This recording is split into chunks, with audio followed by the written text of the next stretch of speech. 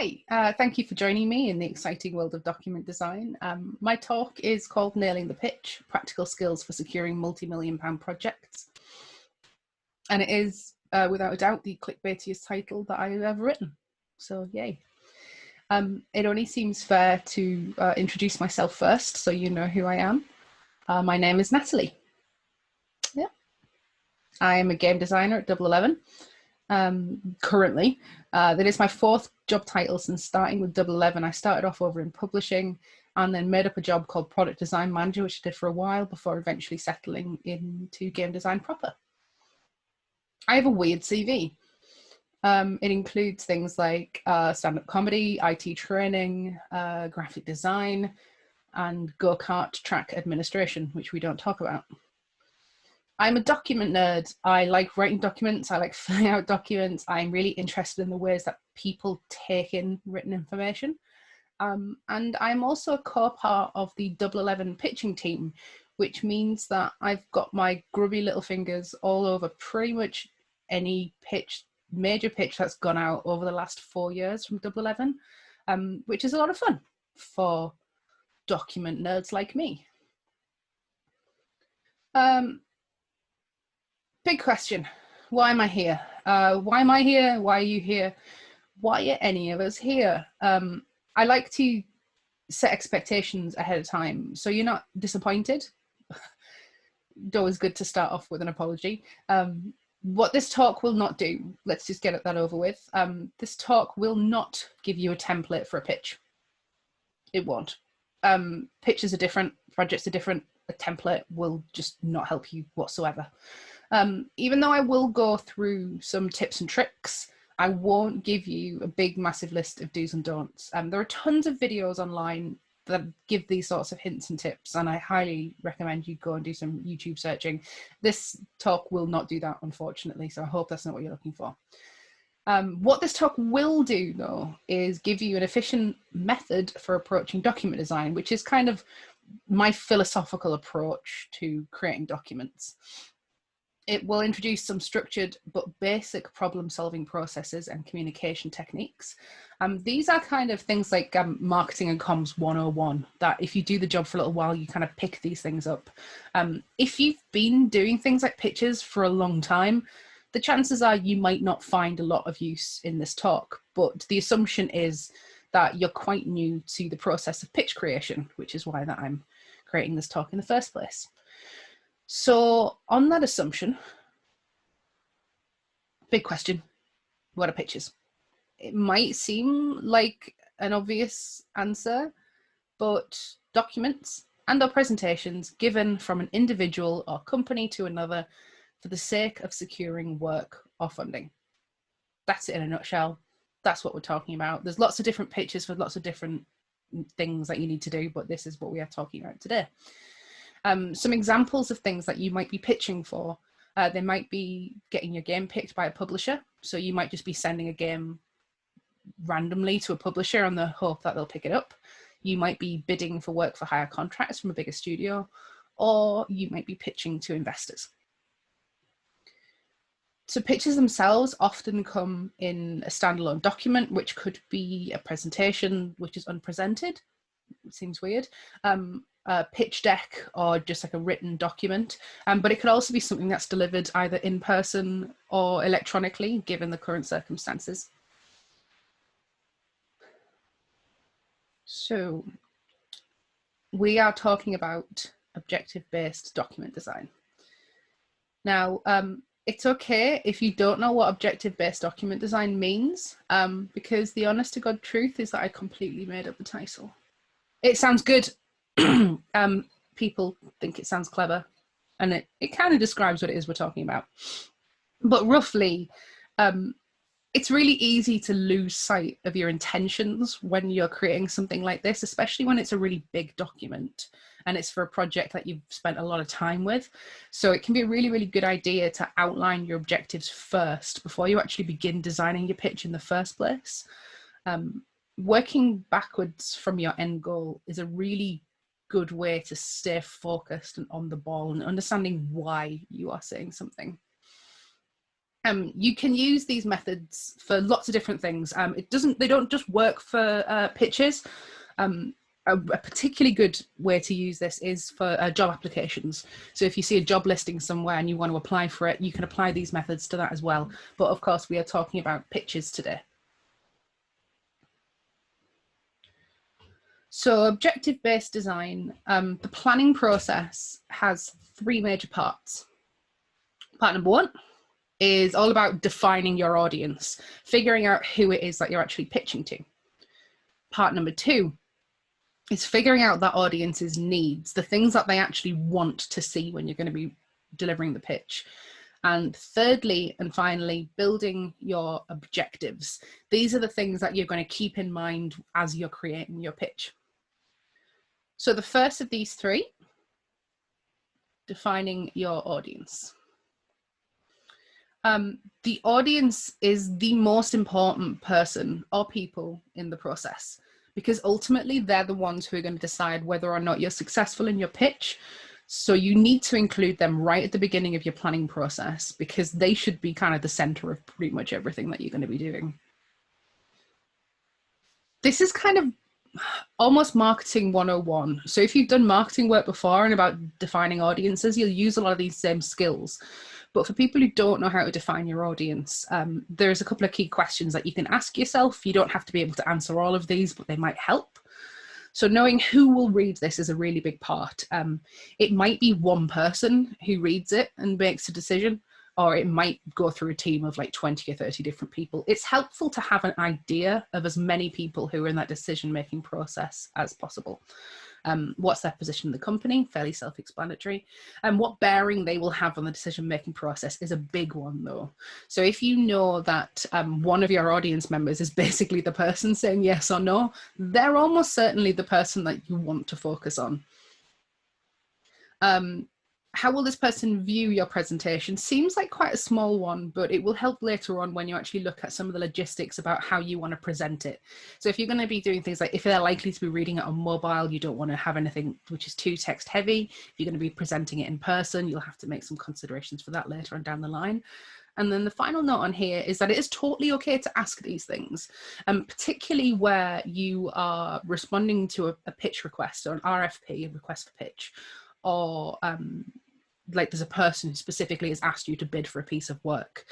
Ask these questions. They won't mind. It won't be difficult. It doesn't break any secrets or anything like that, but they might be able to give you an idea of who will be reviewing the information and kind of who those key decision makers are. They might not give you names, but they might give you kind of roles. So like your CFO might be making a lot of the decisions. So once you have your audience pretty much designed, the next thing that you're going to want to do is to figure out their needs. What are the things that you need to fulfill in order to succeed with this pitch? And figuring out their needs is a bit harder than figuring out who the audience is, because unless you've got an RFP, unless you've got a submission criteria or something like that, sometimes you can be going into this situation blind. It makes sense to do as much research as you can about the people and about the organizations. If there are interviews from people involved, have a little look. They might give you some really, really helpful bits of information. And the honest answer is you might have to just guess at some of these things. Hopefully not. So the big thing, the first thing, and probably the easiest one is, what are they telling you that they expect? So if it's something like an RFP, what are the things that they say are essential? The things that they really want to see? They should be right at the top. And then they're going to tell you what extras that they'd like to see. So these are still needs from your audience, but these are things that are considered less essential. If you were looking at, for example, a job description, these are the things that are the experience considered a bonus things, as opposed to the have to have qualifications. Then you kind of need to figure out which of these things are most important. It's not for me to tell you which things are most important. If they mention them a lot, it's safe to consider that they're pretty much important. How does the company culture play a part? This is more important than it seems actually, because the reality of the situation is that Natalie, the game designer, and Natalie, the 34-year-old woman who has too many plants in her house, are the same but different people who want different things. So it's always nice to have a little look through websites and Twitter and that sort of thing, and just generally get an idea and keep that in the back of your mind for what kind of the culture says about the people that you're going to be pitching to. Now, the long-term goals, this is more about the company themselves, and this isn't going to be relevant for all pitches, but sometimes it really is. So here's an example. An interview with a publisher was put out, and they're talking about what they want to do in the future, and they tell you that their major goal for the future is to get as many IPs as possible and become major IP holders. If you are then going to pitch them a game, it makes a lot of sense to include that you're going to be giving them an IP within that process. And this is another question about the motivations of the person, the audience. Are they motivated by market potential? This is going to be something if you're pitching a game, or are they looking for someone just dependable? And this is very important if you're pitching for work for hire projects. Do they have an RFP or submission criteria? If they do, it will make your job probably about 500 times easier. If they don't, it's not impossible, that's fine, but it is helpful. If someone has asked you to bid for something, ask them if they have an RFP, because they might have just forgotten it. They might not, and they might put one together. It's always worth asking. But if you do have an RFP or submission criteria, here is a helpful exercise that we can do, which will help you do some of this needs analysis. So this is the highlighter exercise. This is a really simple thing to do. It is 5 to 10 minutes long.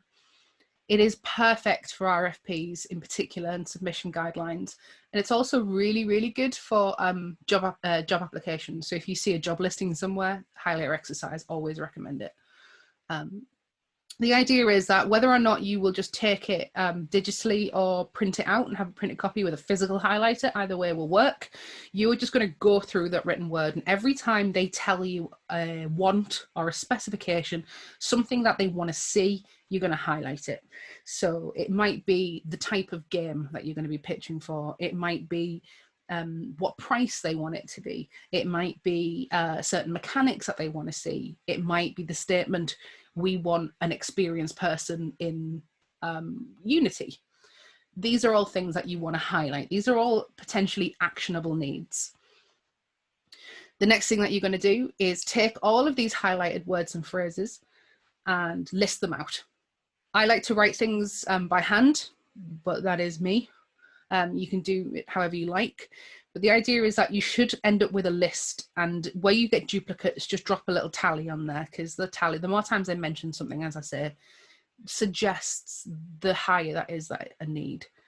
Then you will go through this list and group and condense all of those things up. The tighter you can get that list, the better, ideally, because it will give you more focus when you're writing your pitch. And then finally, you will write it out again in order of importance. So the things that the main people want to see the most should be top of your list. And the things that are kind of asides or nice to sees should probably go quite low down.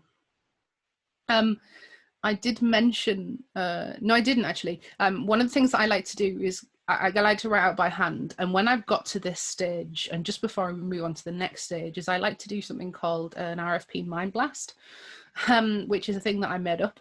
But I will show you a heavily redacted version of one that I created for a pitch, which is right here.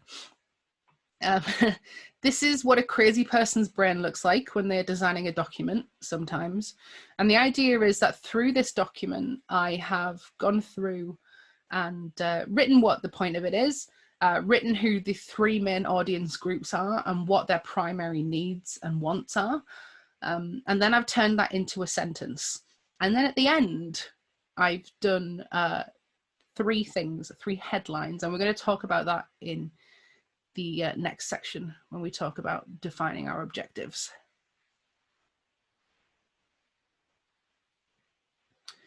So the first thing to do when we are defining our objectives is just be really explicit. it doesn't matter how obvious it is. It doesn't matter how like silly it sounds. You need to just write down somewhere or say it out loud the one thing that you want to achieve with this pitch, because this is the point of the whole thing. Examples might be, I want them to publish my game. I want them to give me a job, or I want them to invest money. The truth of the matter is that it probably won't go into your pitch explicitly, but this is a thing that should always be kind of kept at the back of your mind. If you want to print it out and stick it somewhere, if you want to write it on post-it notes and stick them all over the place, great. Or just try to remember that piece of information, because that is the thing that you are driving towards. You probably won't write just page 1, hey, please give me some money. You might want to, if that's your approach, but I wouldn't recommend it. What I would recommend doing though, is, we mentioned this previously when I did my Mind Blast, is creating some headlines. Now, these are the 3 things that you really, really want any reader or viewer to take away from your pitch. And these are going to be basically the 3 most important things. If they don't remember anything else, they remember these 3 things. The 3 things should ideally address at least one of the audience's major needs. I say at least because it's possible to just do loads of their needs in one, but it can be a bit difficult. Here's some example headlines. They don't have to be really specific. So this game is beautiful. The team are reliable and experienced. We have super high technical skill. Our idea is groundbreaking, or there is a major market for this product. You can see some of these may be relevant to your project, some may not. That is fine. They can be anything that you would like. But essentially, we are writing 3 statements, which are the 3 most important things that you want any person to walk away from your pitch thinking about you or remembering about you. And on that note, it's really important to say the following. Unfortunately, it does have to be said. Always be honest. Never state anything that you know isn't true, because it will always bite you in the ass. Either you will get rumbled for telling a dirty great fib, or you will get yourself, you'll bite off more than you can chew and end up suffering for it through development. It happens. Just, there's no point in lying. Don't claim anything that you can't or won't back up. Bring receipts and give examples. If you make a statement about your experience or the quality of your work and you can't back it up, someone is going to assume that you're just talking garbage. So always, even if you're not giving the example in your pitch itself, have it on hand, ideally, so that if someone does question you on it, you have information there. And finally, be realistic with your limitations and don't oversell yourself. If you are straight out of uni, you probably shouldn't be calling yourself a veteran. If this is your first project, the likelihood that you're the Da Vinci of game design is really, really unlikely. So just be realistic, because people can smell that from a mile off. So once you've done all of this and you've got your objectives in order and you've been very careful not to tell any porcupines, we can start thinking about the structure of your document. Generally, the most important thing to do is to put the most important things to the most important audience members towards the beginning of the document. It's not always possible, because document flow sometimes just doesn't make sense to have certain things in this order, but ideally you want to hit people with that important information first. Partly it's a psychological thing, because if you can put people at ease at the beginning of your presentation, they're more likely to positively receive the things that come after it. So hit them with the big things that they care about first. Partly they might just lose interest, and at least you've got them with the really important things nice and early on. Think about your document structure early and make it easy to navigate. There is nothing more frustrating than remembering a piece of information from a document and then not being able to find it. It's just very annoying. And I know you can control F and stuff, but you know, people don't always. So key points, make them big, make them bright, make them bold. If you have a lot of pages in your document, stick a table of contents in there. If you've got a lot of sections, use title pages. Just generally make that document as easy to navigate as you possibly can. Think of a section in your pitch. So this might be like a gameplay section or monetization or our experience as two things: a statement followed by an explanation. So that might be, this is what we do on page 1, and this is how we do it on pages 2 to 5. Or this is an awesome game mechanic, and then here's why. So if people want to skim through, they can just look at these first pages of each section and still get a general high-level overview of what's going on there. Assume that the nitty-gritty should always come later in the section for the people who really want to find it.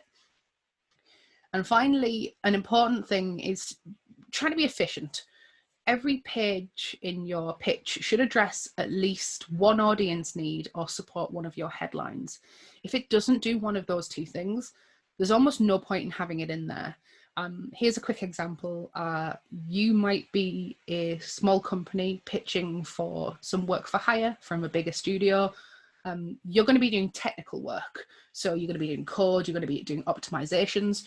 There is no point in starting off that pitch about your creative prowess, about how you can concept and do new IPs and characters and concept art and stuff, because they're not asking for that. You might want to mention that later on when you're like trying to show some bonus things that you're good at, more reasons to hire you or more reasons to give you a contract, but really you're just detracting from the things that they actually care about. So if it doesn't support one of your needs, if it doesn't support one of your headlines, consider taking it out completely. Now, for the most part, I've been talking about physical documents, but what happens if you actually are giving a presentation? Now, I'm not going to sit and talk to you about public speaking because that's a whole different ball game. There's a lot of amazing talks out there on how to give really good presentations. So I'm just going to give you a couple of very light tips on this. Don't overload your slides. If you were giving a presentation like this, or even something like this talk that I'm giving now, the majority of the information should probably be verbal, and what's on the board behind you or what's in the presentation should be short snippets, just trying to drive that point home. If you've got big walls of text, people are going to drift off or get distracted or probably not read it anyway. If you're doing a live presentation and you think that people might want to see it afterwards and not record it, you can always provide them with a higher information copy of the pitch presentation with like your speaker's notes if you really want to.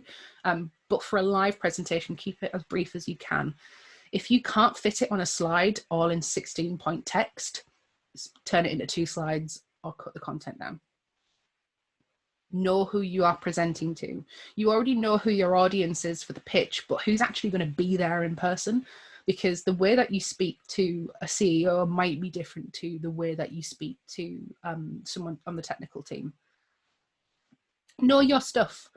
You do not need to be an expert by any means, but you need to be able to ideally back up everything that you say in your pitch.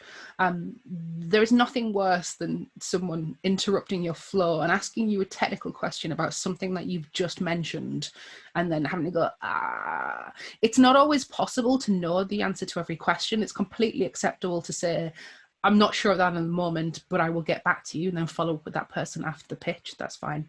But ideally, you should be able to talk confidently about the things that you're going to be discussing in your pitch if you're asked any questions. Remove distractions. If you are pitching like this over a webcam, kick your dog out of the room. He's lovely, but he will distract you. If you've got screens around you, make sure that you've got windows that aren't relevant to you closed so they can't take your attention. If you've got a phone just to your left like I have, make sure that it is not even just on vibrate, that it is on do not disturb mode, because there is nothing worse than just losing your attention for a second and then forgetting where you are. It's very frustrating. QA everything. QA everything. If I could put that on here, I could have written it 3 or 4 times. Just QA everything. QA is so important, and it's not just proofreading. Dry runs for presentations. Making sure that any media packs you send them with videos work in the way that you would expect them to. Check it again. Have 3 or 4 people check it. Just QA everything. It is almost impossible for me to say, hey, don't be nervous and be confident. Like, top athletes get nervous before they race. So don't try and not be nervous. Just remember to breathe. Deep breaths, in and out, nice cold glass of water. Always go to the toilet before you present. So this kind of brings us to the end of our talk, then in that case.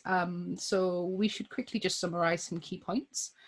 The main things that we talked about with objective-based design were defining your audience, figuring out their needs, and then defining your objectives. Once you have those in place, you can create headlines and they will support your overall goal, which address your audience's needs. As I said, 3 headlines for me is best, but you know, as many as you want. The more focused you can be, the better generally. And I've only mentioned this kind of briefly, but this is very important. It does bear repeating. Make important information easy to find. Documents should be as easy to navigate as they possibly can be. Do not hide important information in tiny little 10-point text at the bottom of a big page, because that is a terrible nightmare. And that brings us to the end of my talk. So thank you for watching. And thank you for spending this half an hour with me. And if you would like to stalk me on the internet, you can do. I am on Twitter at Crazy Nat Lady, and I am on LinkedIn at linkedin.com/IN/Nat Wicks. Thank you for joining me and enjoy the rest of the conference.